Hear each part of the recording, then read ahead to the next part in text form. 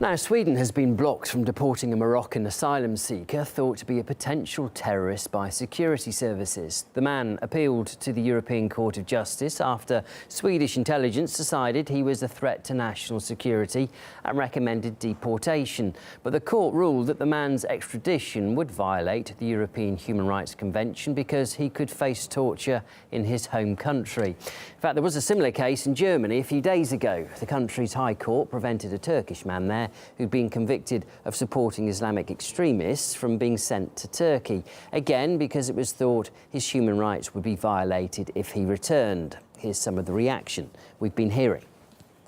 The issue primarily is about the European Court of Justice, EU organ, which is countermanding the desire of the Swedish state to remove an unwelcome alien and a threatening alien and a security risk alien from their own country. And yet the European Court of Justice says that this individual rights trump the rights of the state to protect its own people. We've got to be aware that there's a due process of law that should be conducted, and if anybody is involved in preparing terrorism, in supporting it or encouraging it, then the due process should take its course. The European Court of Human Rights have passed a judgment which is that he cannot be deported, but it hasn't said that the state of Sweden cannot take action against this individual to lock him up if he poses a threat to the security of that country. He wasn't born in Sweden, he's come as a guest to Sweden,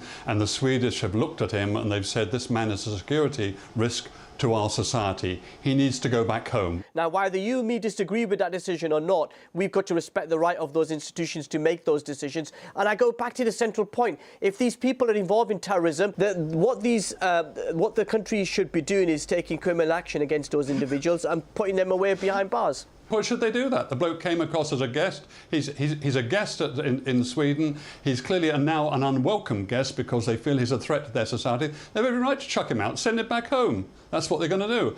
My advice to the Swedish government would be ignore the European Court of Justice. They're talking trollop. I'd send the bloke back to Morocco anyway. That's where he needs to go. He's a threat to their society quite clearly. They've investigated it. He's a threat to society. Back he goes, and he'll have to take his chance back in Morocco. I just think due process is very, very important when we live in a democratic society where we have to understand and respect that process. And if the judiciary is making a decision, we have to abide by it.